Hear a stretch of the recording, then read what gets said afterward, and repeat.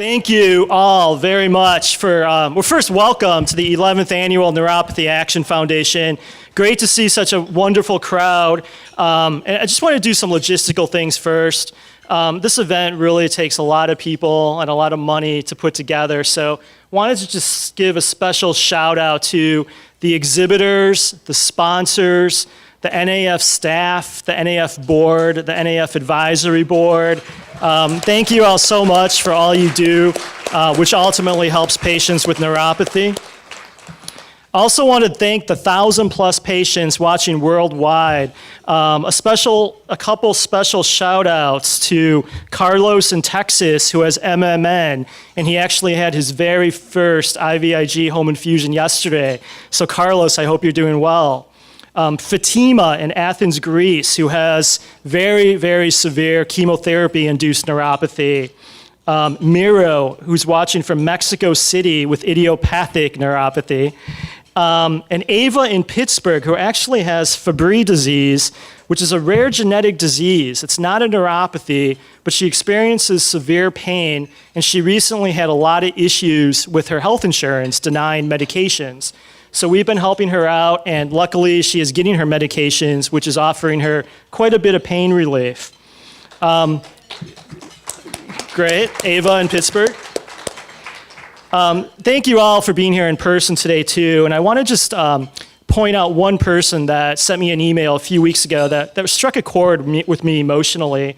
Her name is Ariana Lemus, who happens to be Miss Century City 2017. Ariana, just stand up so they can see you.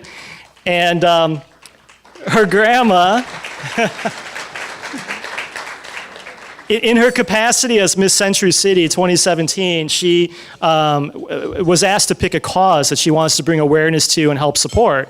And she picked the Neuropathy Action Foundation and neuropathy, which is great. And her interest stems from her grandmother, Elizabeth Diane Lemus, who's been suffering from neuropathy since she was 15 years old. A quote that Ariana said in an email to me, which struck a chord, was, "Growing up and seeing grandma with this condition, I have definitely seen the disease become a part of who she is rather than what she is." And that kind of struck me. So I appreciate you being here, Ariana, and helping bring awareness however you can to neuropathy. And people like Ariana remind me of why I founded the Neuropathy Action Foundation back in 2006. The reason was simple. That reason is to increase awareness, education, and empowerment of neuropathy, one person at a time. And I had a great discussion this morning with a gentleman who's here today who also has multifocal motor neuropathy. And very masculine guy, has children, and he's been suffering from multifocal motor neuropathy for 11 years, been on IVIG, and he got very emotional, and he teared up a couple times.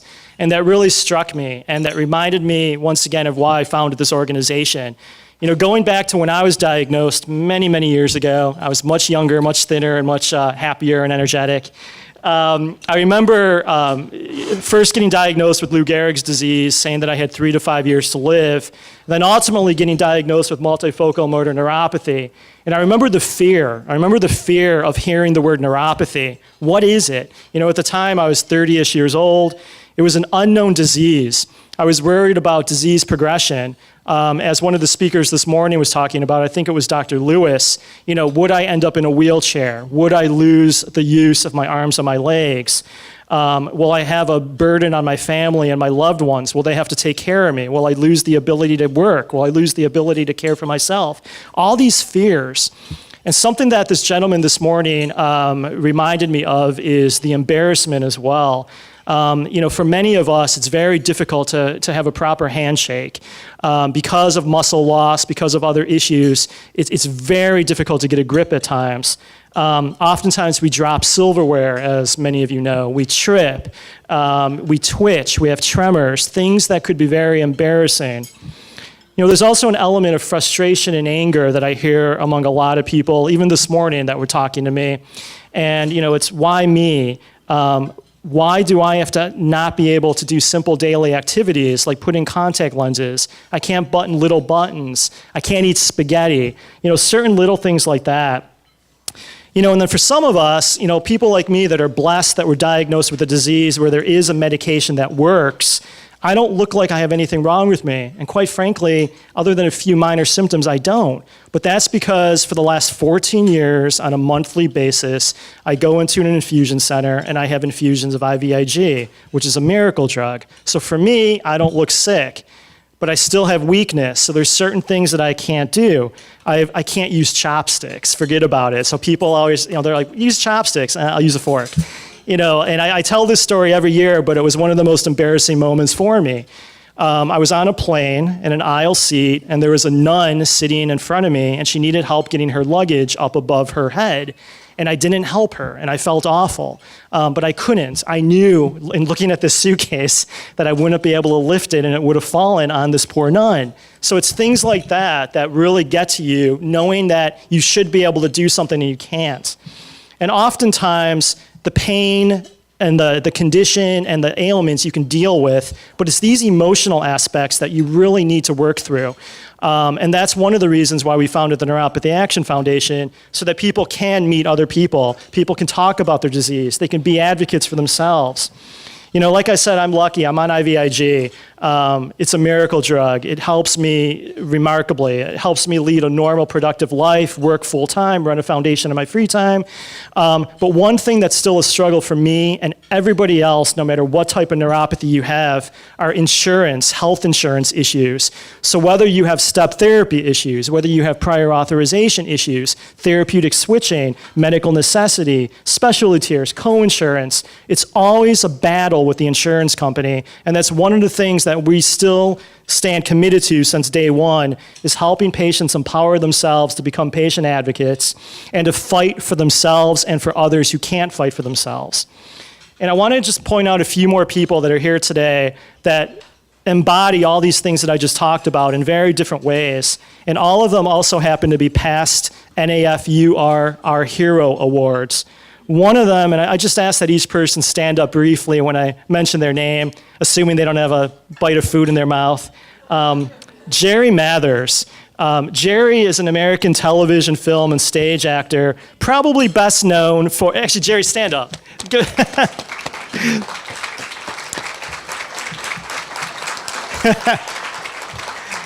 Jerry's unbelievable. You may recall him as the Beaver on Leave It to Beaver.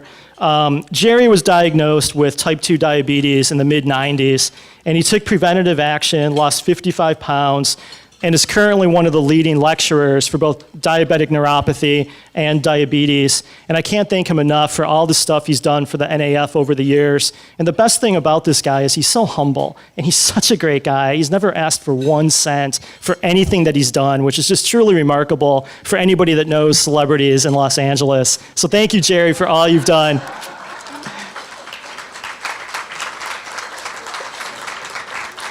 And I don't see our next person, but I think she's here somewhere. Barbie Engel, where are you? Way in the back. Barbie Engel, who is the founder and president of the International Pain Foundation. And Barbie's a lot of things, those of you that know her, a lot of things. She's a best-selling author, reality TV personality, motivational speaker, and chronic pain educator. But her greatest skill is her patient advocacy. This woman works every single night, every single weekend. She works tirelessly to help patients who are suffering in pain.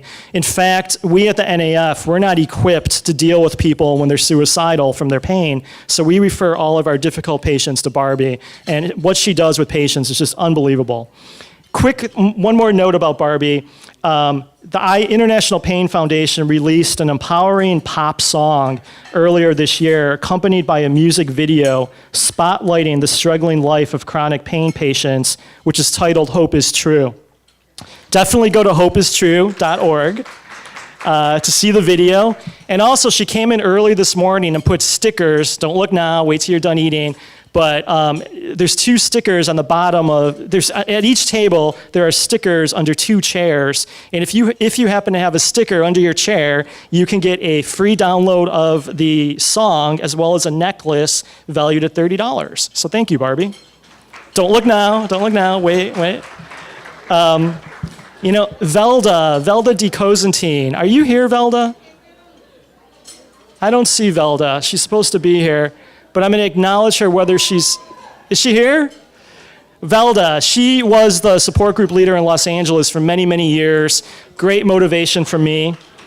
One last person, Bev Anderson, where are you?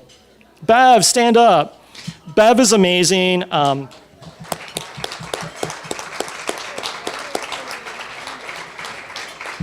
Since 1998, Bev has been the driving force behind the Northern California chapter of the Neuropathy Association, which over the years became the Pacific chapter, and now it's the Western Neuropathy Association. She had such a great vision. She started with one support group in 1998, and now she leads and runs an organization that has probably 60 or 70 support groups throughout 3 different states. So it just shows, once again, what one person can do and how one person can make a difference in so many lives. Thanks, Bev, for all you do.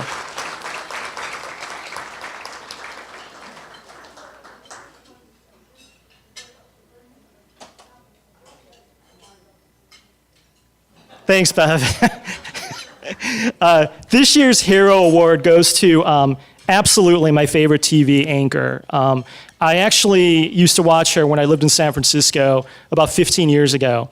And I reached out to her, just cold calling, to see if she can be the MC at our very first event back in 2006. And unfortunately, she had a prior commitment, but she said, you know what? I want to make a video about you and your foundation. So she made one, and it was phenomenal because the foundation was brand new, gave us a lot of credibility.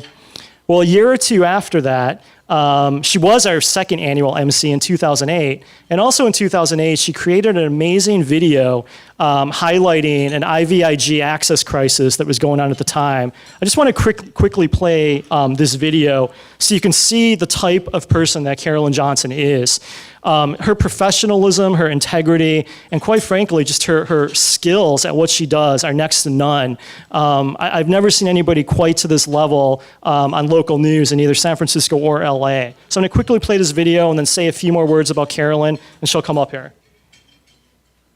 Therapy can be life-saving. It's called IVIG, an intravenous treatment that's also effective for certain autoimmune disorders and neurological conditions. But it is costly, and now many insurance companies are clamping down on covering it with devastating results for patients. Gram for gram, this fluid is more expensive than gold. It's intravenous immune globulin, or IVIG, a biological product derived from human blood. For patients like Dominick Spatafora, it's far more valuable than gold as well. This was an absolute miracle drug. From my very first infusion, I gained back the use of my fingers. The tremors stopped completely. It went away. All my symptoms just disappeared immediately. Dominick suffers from multifocal motor neuropathy, a debilitating neurological condition that can lead to paralysis. Probably at 2 or 3 spots along the course of the nerve, antibodies kind of get into the nerve and inflame it and interfere with its function. And the treatment IVIG is able to get rid of antibodies and inflammation. For Dominick's condition, IVIG is considered a first-line defense, even though it's not FDA approved for his neuropathy. In 2005, Dominick's health plan told him it would no longer cover his $80,000 a year treatment, a decision that coincided with Medicare's lowering the reimbursement rates for IVIG. I did wake up one Sunday morning, I will never forget this, and I had completely lost the use of the fingers in my right hand. Being 31 years old at the time, owning my own business and relying on a BlackBerry, it was absolutely devastating. So we know that it works. But even despite knowing all that, some payers will say it's not FDA approved, which makes everybody furious because everybody's sitting there scratching their heads and saying, who cares if it's FDA approved? This thing works perfectly well. Advocates point out these denials can have deadly consequences. We know of 9 Medicare patients that have died so far. Michelle Vogel heads the nonprofit Alliance for Plasma Therapies in Washington, D.C. So we're hearing more and more patients getting letters from their insurance companies or getting their explanation of benefit forms saying that their therapy is now considered experimental or medically not necessary after being on IVIG for years and it being effective. That's what happened to Simone Biasi. After 3.5 years on IVIG to treat her multiple sclerosis, her insurance is no longer paying for it. It's costing about $4,000 a month. She's paying for it herself for now while appealing her insurance company's decision and trying to stretch her monthly treatments. I went as far as 8 weeks at one point, and I got to the point where I just felt like old symptoms were back, and I couldn't lift things, and I couldn't, it's like I didn't want to walk. With IVIG, she's been able to work and take care of her grandson. When you talk about cost, you're not just talking about the cost of the infusion of the medicine, you're talking about the cost of somebody being sick and missing work and being depressed and having an arm that doesn't work, and that is clearly another kind of cost that's incredibly important. Neurologist Jonathan Katz at California Pacific Medical Center has seen miraculous results with IVIG for some patients, but not all will react the same. The only way to tell if IVIG will work, he says, is to try it, and then it must be carefully monitored. And then you have value judgments in the middle. These are really rare disease groups, and it has to be done based not just on the clinical and science, but based on what the physician sees treating the patient and how the patient reacts. And problems with access are expected to grow worse. Medicare just announced another cut in reimbursement rates, this one impacting hospitals. Meanwhile, the demand for IVIG has risen sharply in the past decade, according to an analysis by the Department of Health and Human Services. Since IVIG is derived from blood, there is not a limitless supply, making the price volatile. Simone says she won't give up fighting for her share. I've seen what happens without it. And I just, I don't feel it's worthwhile being here if I have to be in the state that I was in before. It's scary. It's just awful that there's a drug that could keep you alive and that your doctor prescribes for you, knows that it's helping you, but yet you can't get it. Dominick won the battle with his insurance company, regaining his IVIG and the use of his hand, but he's still worried about the future and other patients being denied their treatment. Last year, he created the nonprofit Neuropathy Action Foundation.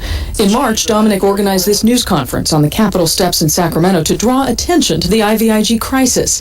He's advocating Medicare readjust its reimbursement rates for IVIG, and he's looking to California's delegation in Congress to help. We want them to act. We want them to act now for the benefit of their constituents, and we want them to save lives. We want them to prevent any more deaths, unnecessary deaths, from occurring. Protecting a liquid lifeline. Now, the California Association of Health Plans tells us members have a well-established option to ensure they are covered for medically effective treatments.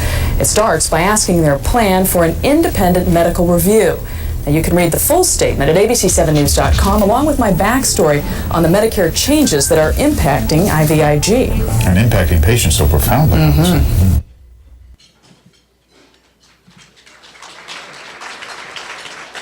I think you can all agree that that was an amazing story, and a story that you typically don't see on TV anymore. Everything tends to be more sensationalized. Carolyn, you amazed me back in 2005 when I met you. You still do. She just did an amazing story last month here in LA called "Is Hysterica Over Opioids Getting in the Way of Good Medicine?" And it was about pain patients saying that they are being neglected because of opioid overdose fears. Carolyn, thank you for all you have done, all you do, and all you will continue to do. You are our hero. We do appreciate it. Awesome. One more right there. Thank you. Well, I don't have to tell all of you who the real hero is. It is clearly Dominick. So I'm a little embarrassed to accept this because he really is a remarkable person. And it's funny, he reminded me the story of how we met and how he had reached out for me to MC that event. But I remember hearing his story and said, well, that's the story. We've got to talk about this. We need to talk about what's going on. At the time, I was covering health and science in San Francisco, and I'm amazed at how long that story was. Being here in LA now, we don't get quite as much time for our pieces, so I do miss that about San Francisco. But, Dominick put me in touch with so many really valuable sources over the years that I came to rely on for other stories that I did. And what he has done with the Neuropathy Action Foundation website is truly remarkable. It's such an amazing resource for all of you here in this room, for those who are listening online. I know that you went there because you registered to watch this online there, but it really is phenomenal what Dominick's been able to accomplish with this group and how many smart people you've recruited to join the cause. So Barbie, really nice to see you in the back of the room as well. Barbie's organization was part of this story that we just recently did, so that's wonderful. And Ariana, congratulations to you for focusing on this group, because you couldn't have picked a better one. Really is amazing. And Dominick, I was looking at your website this morning and I loved the quote on there. Never doubt that a small group of thoughtful, committed citizens can change the world. Indeed, it is the only thing that ever has. And so we see that happen here and with all of you, and all of you empowering yourselves and working together to make a difference in this community and beyond. So thanks again for inviting me to come back. It's been too long since I've been away from this wonderful group, and I'm happy to now work for NBC here in Los Angeles. So I anchor the 4 o'clock and 6 o'clock news. I hope you'll tune in, and you can also find me at nbcla.com. We stream live there as well. So I love Fritz Coleman. He is one of the nicest individuals. When I moved to LA, I thought, what am I getting myself into? You know, the celebrityness of Los Angeles. I could not have picked a better station than KNBC. Fritz Coleman is a dream. Colleen Williams, Chuck Henry, wonderful people. They've been so welcoming to me, and I found my home. So I'm so lucky to be there. I'll tell Fritz you said hello. When we talk about,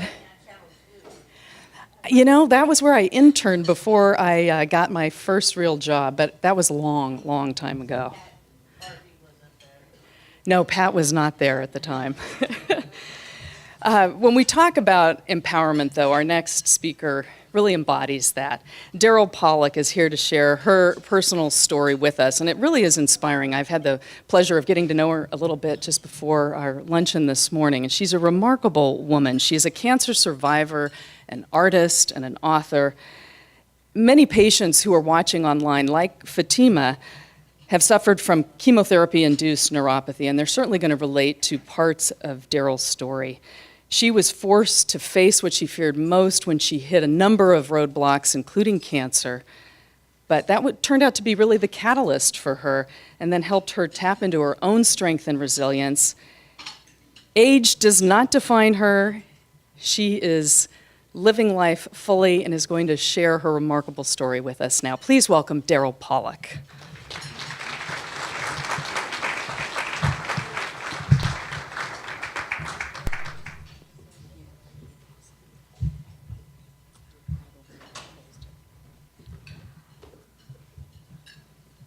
I do need help.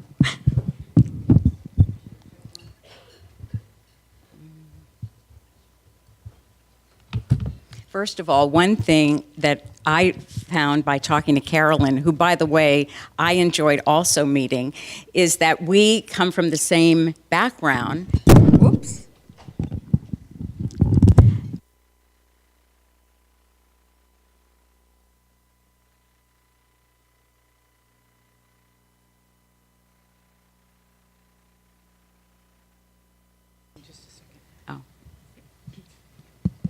Okay, so when I actually first came to LA, which it's a long story, but originally I got to LA because I interviewed Mel Brooks and I ended up marrying his manager, which is how I landed here.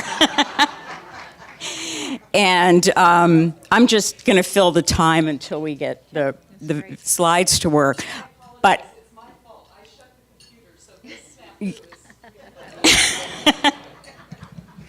So apologies to everybody watching. We're just trying to get the computer going. But anyway, when at the time I was doing Carolyn's job, I mean, that was my job too, only many years before. And that's how I ended up in LA in the first place. And I also want to say that I didn't expect to be quite as inspired as I've been here today, not only the benefit of meeting the beaver, but also what Dominick has managed to do. I want to say I totally second everything that everybody said about him. And also, just the stories of listening to some of you. I mean, I do know a few people who have neuropathy, and from what I've learned from them, and the little I've learned here today, including using hemorrhoid cream for your feet, I have to pass that one on for sure. But I think that most of the people in this room might agree that I could describe your situation with the title of my book in 6 words. I never signed up for this. Anybody ever felt that way about it? Yeah. Well, there's actually a good reason that those words resonate with so many of us, because we've actually been programmed for the opposite, which is chasing perfection. And this has gone on for our whole lives, from the time that we're, from literally, I say, from the cradle to the grave. Little kids today are on diets before they even start school. I know a 92-year-old woman getting Botox. Not kidding. And in between, the rest of us are trying to have that perfect blouse, perfect house, perfect spouse. And actually, chasing perfection and the idea of perfection is pretty much a prison, because what we need is imperfection. Imperfection is really the only way, I believe, that we can be able to create our own authentic life. And when I say that we're chasing perfection, what I mean, everybody has their own ideas of this. We can blame the media for some of it. It's great to blame the media. But also, a lot of our ideas of what is the ideal for us come from our backgrounds, our experiences. Mine actually were shaped by my dad. My dad was my only parent for much of my life. My mom died of cancer when she was 41, and he raised, starting with 3 children, he raised us and loved us fiercely. He was a wonderful dad, but there was another side of him that was equally fierce. So he was extremely critical, judgmental, and had extremely high expectations. So this is an example of one time I nailed it. This was taken on the Yale campus, where I had just become accepted to Yale as one of the first. I was in the first class of women to ever graduate from Yale.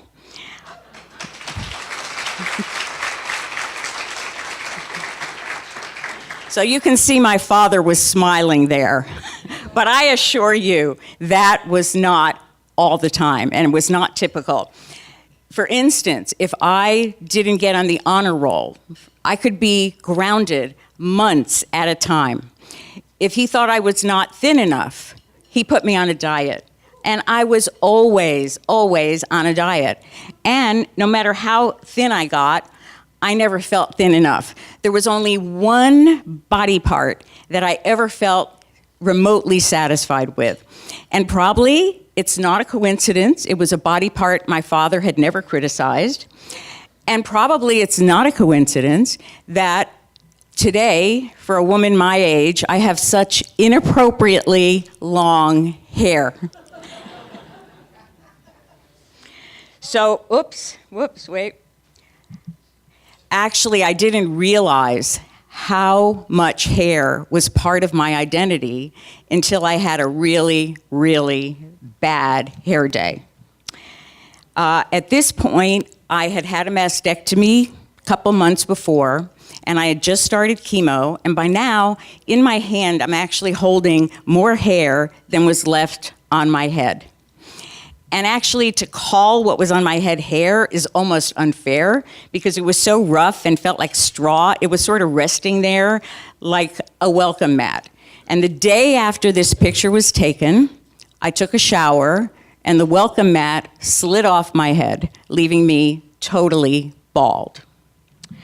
So there may be some people in this room who can relate to this. Wrong way.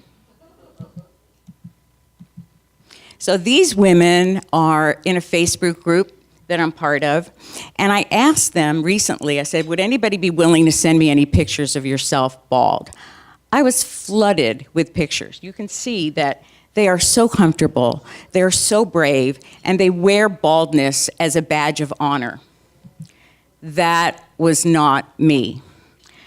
I was not comfortable, I was not brave, I had no badge of honor, and I can't really show you a picture of how I look bald because there aren't any, and there aren't any because somebody would have had to take one, and no one ever saw me bald.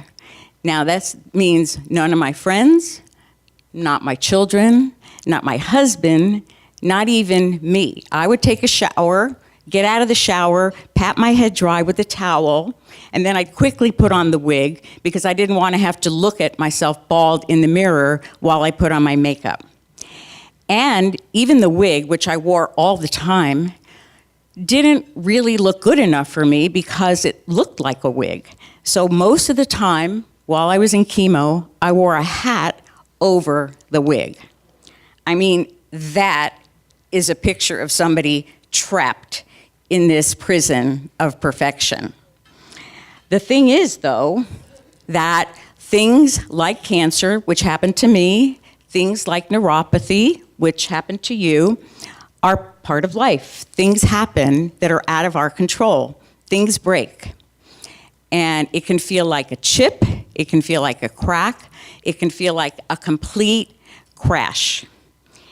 And it's one of those times that we end up saying, I never signed up for this. And not only, by the way, physical things break. Some of the things that break are our dreams, our hearts, our families. Often, the things that break are the things that are most precious to us. So this was taken literally right before I got cancer. And my daughter, Allie, was 11 at the time.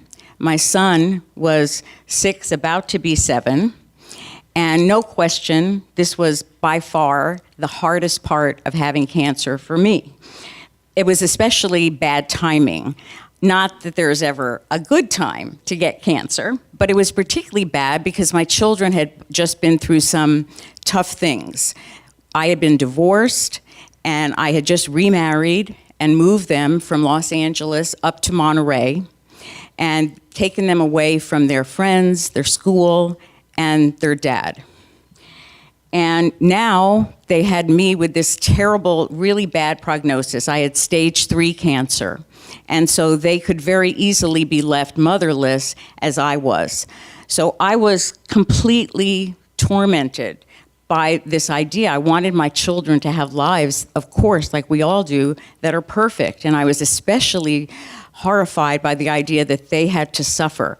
Why did my children have to learn so young that life is not fair? I really didn't believe that the 3 of us would ever be okay again. But, you know, for their sake, I would try to keep things as upbeat as I could. I'd put on my happy mommy face and the wig and whatever else I could do to seem normal.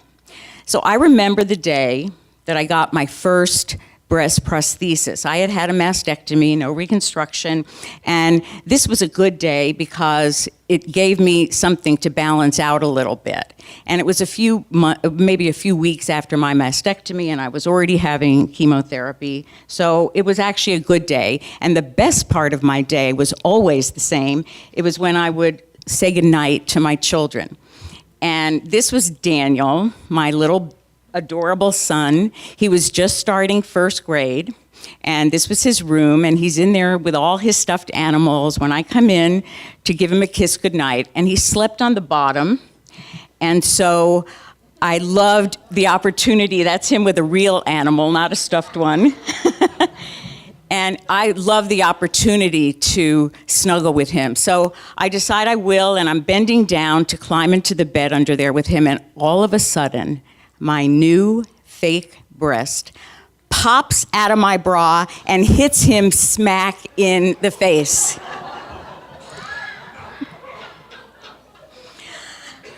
We did exactly what you did. We laughed. We laughed our heads off. And Allie hears this from the next room. And obviously, those were dark days for me. I wasn't laughing a whole lot. So this was an event. She comes in to find out, why are we laughing? And we tell her what happened. And she takes it in. And she goes, Mommy, last week, your hair fell out on Daniel. Now, your breast falls out on Daniel. It's not fair. All the good things happen to Daniel.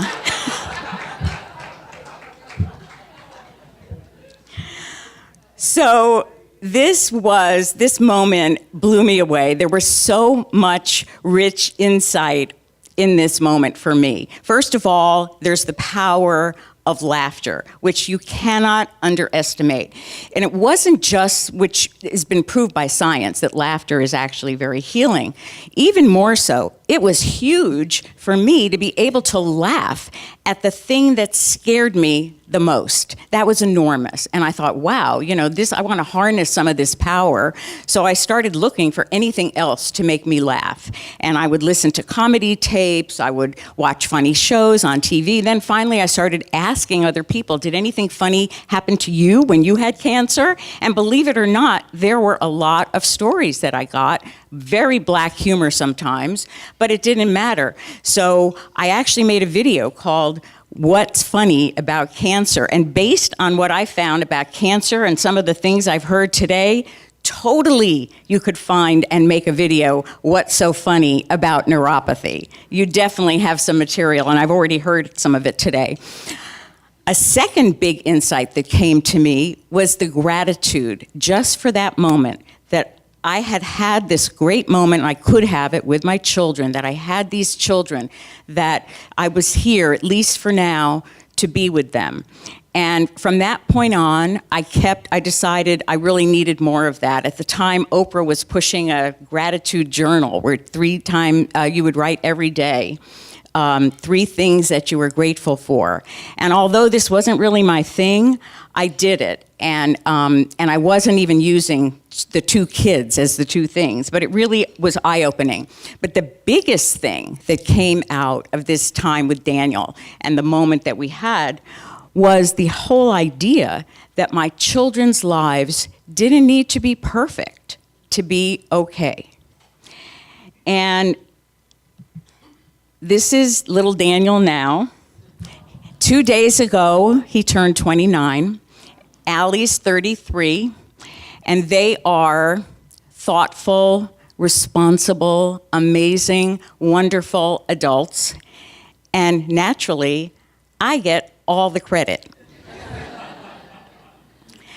But the truth is, I'm going to tell you, I actually believe, as much as I wanted to avoid it, that it was things like my cancer and the many challenges that they have faced since then, and there have been a lot. I believe that that is what has really helped to make them the people that they are.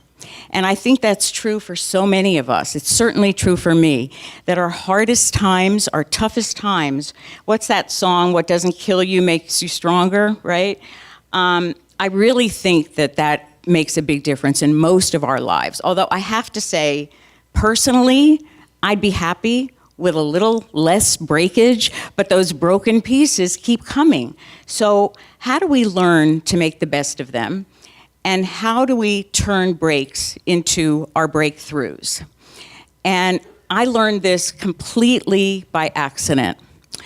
One day, during the time I had cancer was, by the way, with me 24/7, and I do understand that for some of you, neuropathy is like that. I just could not, there was never a moment, an instant, where it wasn't right at the top and the top present in my head. It was with me 24/7. I didn't think I would ever be able to go for 5 minutes without thinking of it and how sorry I felt for myself. And I had tried meditation, I had tried yoga, I had tried a lot of things, nothing really had helped. So one day, I took Daniel into one of those little pottery places where you paint your own pottery, like Color Me Mine. Maybe some of you have tried this. And I thought this would be fun for him, not for me. I mean, art was not my thing. Art, in fact, was the thing that kept me off the honor roll because I always got C's in it. So, and even as an adult, I just remained so artistically challenged that it was actually threatening to me to have to pick out gift wrap. But I did sit there with Daniel and I painted something while I was there. And then I went, they fire it, and then you come to pick it up. So when I went to pick it up, now, by the way, I'm going to show you my piece. Now, keep in mind, this was a gift for my husband. So this represented the very best I could do. This was the highest level of the artistry and imagination and technique that I could come up with. That's it. Okay? That's it. Daniel's was better than mine, honestly.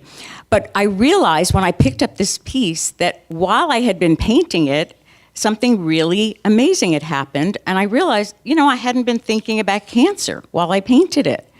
So while I was there to pick up the piece, I thought, I'm going to try this again. And I did. I sat down, painted another piece, and the same thing happened. I forgot about cancer for a while. Well, in my world, this was a minor miracle. No, actually, it was a major miracle. And so I started going more often, and I kept painting. And for me, this was an absolute miracle. And the more I did it, the more I kind of went into this other, I called it the zone. I mean, you have no idea how much, this is a drop in the bucket, but, and it always worked for me. It was more than therapy. It was sort of, people describe it as called the flow. And it's sort of, you feel like the world drops away, time stops. I would forget to pick up my children at carpool because I was so involved, and I just loved it. There was something incredible about it. And by the way, I had always worked in creative fields. I had worked in television and writing, and none of that had ever accomplished this. This was something very different. And by the way, other people, I just want to say, have found this in whatever does it for you. It could be cooking, knitting, fishing, anything that takes you away, it can be called the flow. So that in itself was an amazing discovery.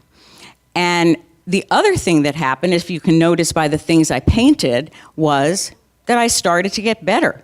The more you practice something, the better you get. Although Allie, who had known me her whole life, remains to this day totally convinced that chemotherapy had altered my DNA. She couldn't imagine where this came from. So this was a set of dishes that I painted, and we used in our house. Oops, wait, I'm trying to get back here. Uh-oh.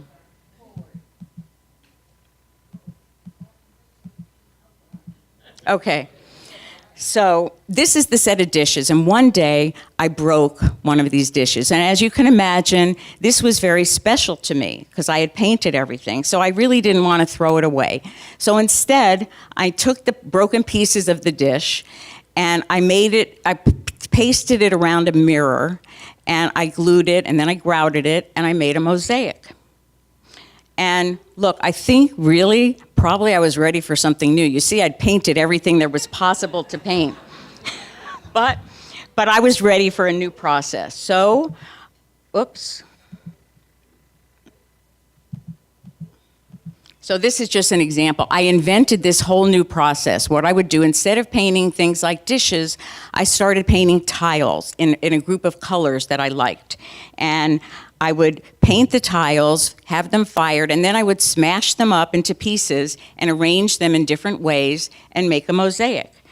And then, this, by the way, I still was in the flow, and it was, I have to say, even more addicting than it had been doing the art. This to the point I started actually selling my pieces, and I actually, this non-artist person, I opened up my own mosaic studio up in Monterey. And this was you know, in fact, I made a piece for the hospital where I'd been treated for cancer. And there was something, as rewarding as it was to be doing this, there was really something inside that spoke to me very deeply on a really deep level. Something about what I was doing was just magical. And so one day I finally realized what it was. I wasn't just making mosaics in my mosaic studio. Making mosaics was really what I was doing with my life. My life had been completely shattered. I was picking up broken pieces and rearranging them to look different than I started with, but something that could be beautiful in a new way. And this was, for me, a complete epiphany to really kind of get a grasp on what was happening, because I could actually see it. Mosaics literally were a metaphor for life and what we can do when something breaks. And it's when you hit that brick wall and you say, I never signed up for this, but you need to move forward. So what do you need to do that? You need resilience. And to me, this is what resilience looked like, picking up pieces and putting them together in a different way. To me, it was just very, very clear. And I also believe that resilience is by far the most important quality any of us can have in life, because life moves so fast, especially now, and things are changing so quickly that I think we all really have to practice resilience. And fortunately, resilience is something hardwired into all of us from our caveman days when we needed it as a species to survive and adapt. So really, everyone in this room has the capacity to be resilient, to adapt. Everyone on the planet has it. Resilience is an instinct that we have as humans. But also, resilience is an art, because, like a piece of art, every life is totally unique. Even if somebody were to work with the same elements that you have, they would come out with something very different. So really, whether or not you think you're artistic, and I certainly didn't, you are. You are an artist creating a life with what you have. And as you've seen from me, artists get better the more you practice. So it's sort of ironic, the idea that the more challenges you have, the closer you really get to being a master artist of resilience. And you can apply, it's a metaphor, you can apply it as a mindset and a strategy to create with your broken pieces a life that is unique to you and authentic to you. And actually, your broken pieces are the best opportunity you get to think out of the box and to grow. And when I realized that this is what I'd been doing, I just didn't realize it. And I actually had a lot of broken material to work with. Remember, I had a classic broken family. My children's father lived in Los Angeles. We were 300 miles away. And that was certainly not the way I had envisioned my family. So what I did is I rearranged all the pieces of it, and I created a family that looked nothing like any family I'd ever seen, but certainly not then, and we weren't celebrities or anything, but when he would come up to visit the kids, I would make him part of our life in our new community. And he just became another part of our family when he came and do things and hang out with us. I mean, when I would go to Daniel's soccer games, I know the other parents were waiting to see, would I show up with the first husband, the second husband, or both? They never knew. And it even got to a point that the two husbands would go off together without the kids and me and play golf together. Always wanted to be a fly on the wall for those conversations. But this really turned out to be my family. It wasn't perfect, but is there anybody that does have a perfect family? I don't really think so. Now, another broken piece I was working with was some collateral damage that came from cancer, which a lot of you, or some of the people who have neuropathy, that's something that a lot of people with neuropathy are dealing with. And this was, for me, I had different things, obviously. So this was the picture that was the last picture as I went into chemo. And at this point, I had just started chemo, and things got a lot worse because I was in a very, very heavy-duty chemo. I couldn't eat. And every day, I would get on the scale, and the number was going down, down, down, like what I had always wanted, right? Only not so great in reality.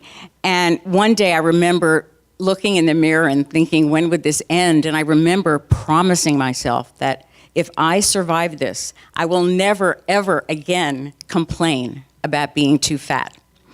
And I've kept that promise for 22 years and way more than 22 pounds.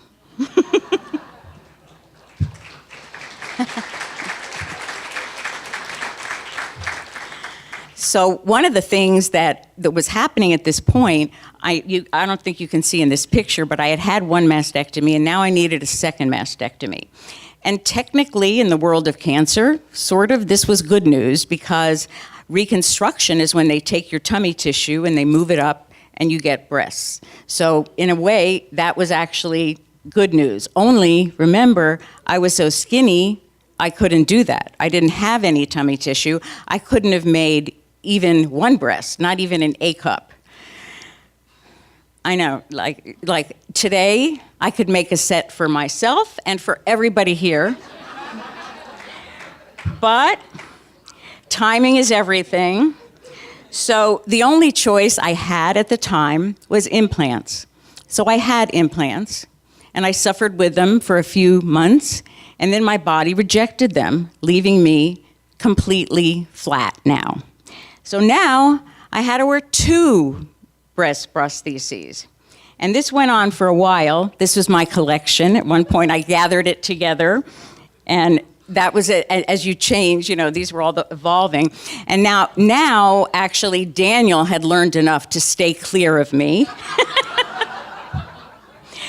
But those pesky fakes kept popping out at the most inopportune moments. Like both of them floated out of my bathing suit and disappeared while I'm snorkeling at the Great Barrier Reef. So that did it. I finally thought, that's enough. I took a deep dive into authenticity, and I stopped cold. I stopped wearing them. So now, basically, was my chance with this broken piece. What could I do with this? And it was time to think out of the box. In my case, think out of the bra, which I did. And I did something only I could do. I started making mosaics with a focus on the breast. I mean, is there a better project for somebody who doesn't have any? Perfect. It was perfect. And whoops. It was my way to use the metaphor. It was using that metaphor of the broken pieces, really, to have a unique way to heal and deal with the body issues that I had, because I did. And this was kind of how I worked it out. And at the same time, I was able to make a statement that was important to me, that our breasts do not define who we really are. So this idea of using what breaks to create something else was really helping me at this point, this mindset. And I thought, I wonder if this would help anybody else, especially people that have had cancer. So I thought I'd try it. And the first place I tried it was a place called the Hope Lodge. I don't know if any of you have heard of it, but the American Cancer Society has these very reasonable hotels in different places in the country. This one is in New York, and cancer patients and their caregivers can come and stay at really reasonable rates while they're having treatment. And boy, this group really got it. They really responded to the metaphor, to the broken pieces. They enjoyed the process. And that's been true of all the groups I've ever taught. This is one recently that I did at Cedars-Sinai. And I want you to see this, because this is these are some of the things they create. And making a mosaic requires zero artistic talent. And so it's a perfect art form for all of us C art students, if there are any others of you. So when I did moved to Los Angeles, which was pretty recently, I discovered something that really surprised me. My studio in Carmel was called Piece by Piece. And I came here and I found out there's something here called Piece by Piece, and they also use mosaics. Only this was very different. This is a nonprofit, and it's for residents of Skid Row in downtown Los Angeles. And they learn how to make mosaics, and they learn how to make art pieces, and it gives them a purpose, it gives them a place to go. It's an incredibly wonderful program. And I'm gonna show you, I think, some of their pieces. And it's just a fabulous, these people had absolutely zero experience at all.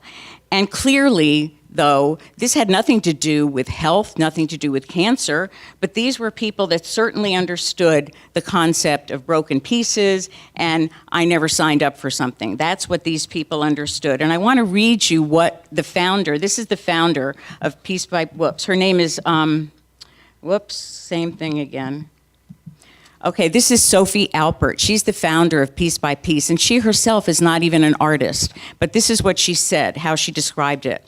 The perfect metaphor for putting back the pieces of shattered lives by creating something new and beautiful. And I'm telling you, that could have been said, it was my exact words that I used in interviews that I had done years ago. You know, so she was using the same metaphor, the same words, even the same name. And we never knew about each other. It was all going, and I thought this was incredible. I mean, great minds, right? But it turned out that there were actually some great minds before me and Sophie. Like hundreds of years ago in Japan, craftsmen figured out that they could repair a new technique to repair broken pottery using precious metals like gold. And they thought that this really added to the beauty of the object. And it, you know, the imperfections really made it even more valuable and more beautiful. People liked this so much that they started breaking valuable pottery just so they could repair it, which, by the way, is exactly what I do in my mosaic workshops. And except without the gold. I don't use the gold. And the Japanese also saw this as not just an art form, but a philosophy of embracing imperfection and embracing the flaws.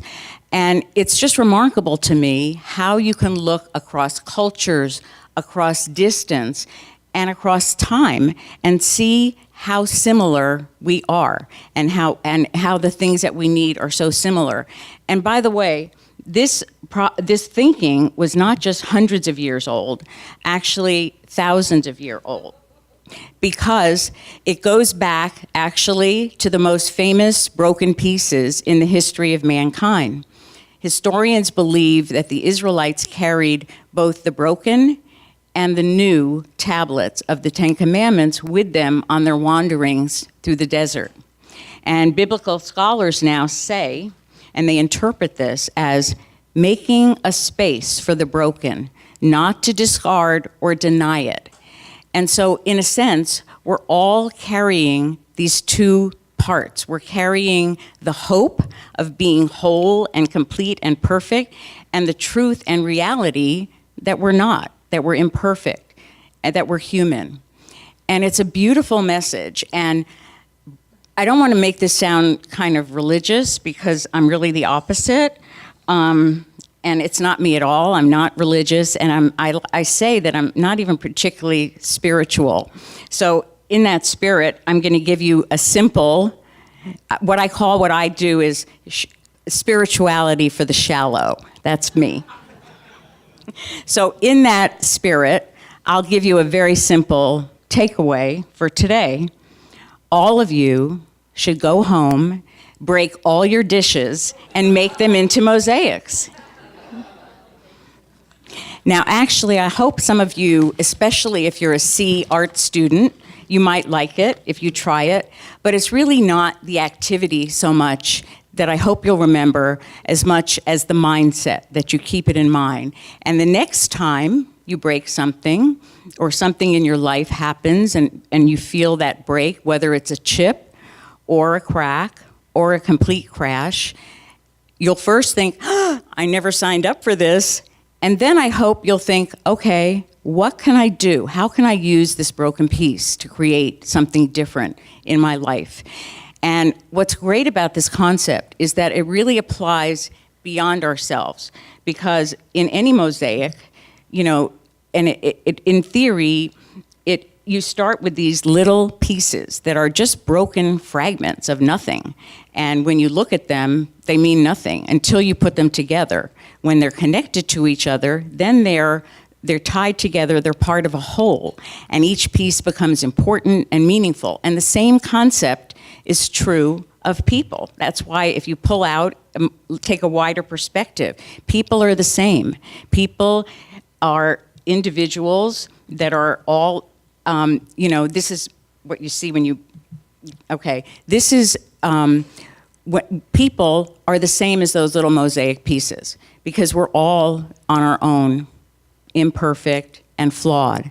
But when you put people together, these are, for instance, the artists at Piece by Piece. They make incredible, beautiful community projects together that none of them could be doing on their own. And the message there is absolutely true, and it's true even if you look around this room. I mean, this is a group of individuals.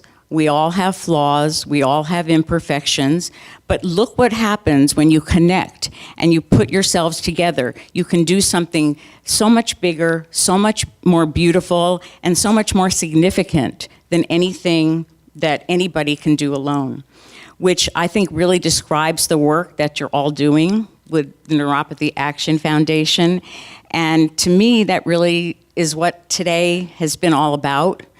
And I thank you so much for letting me be a piece of it. Thank you.